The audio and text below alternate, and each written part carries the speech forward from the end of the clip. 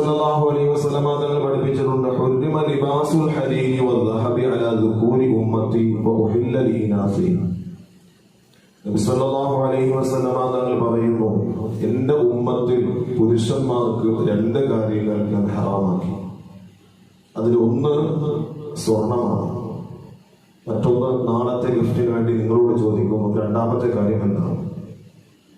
നബി സല്ലല്ലാഹു അലൈഹി വസല്ലം തങ്ങൾ പറഞ്ഞു, എന്റെ ഉമ്മത്തിന്റെ മേൽ പുരുഷന്മാർക്ക് രണ്ട് കാര്യങ്ങൾ ഞാൻ ഹറാമാക്കി, അത് പുരുഷന്മാർക്ക് ഉപയോഗിക്കാൻ പാടില്ല. നബി സല്ലല്ലാഹു അലൈഹി വസല്ലം തങ്ങൾ പറഞ്ഞു, ഒന്ന്, എന്റെ സമുദായത്തിലെ പുരുഷന്മാർക്ക് സ്വർണം ഹറാമാണ്. രണ്ടാമത്തെ കാര്യം എന്താണ്? ആദ്യം പറയുന്ന ആളാണ് ഗിഫ്റ്റ്. ഓക്കെ, ഇവിടെ പറഞ്ഞു. ശരി, രണ്ടുപേരും. അപ്പോ എന്റെ സമുദായത്തിന്റെ പേര് നബി സല്ലല്ലാഹു അലൈഹി വസല്ലം തങ്ങൾ പുരുഷന്മാർക്ക് വേണ്ടി ഹറാമാക്കിയ രണ്ട് കാര്യങ്ങൾ, ഒന്ന് സ്വർണമാണ്, മറ്റൊന്ന് പട്ടാണ്.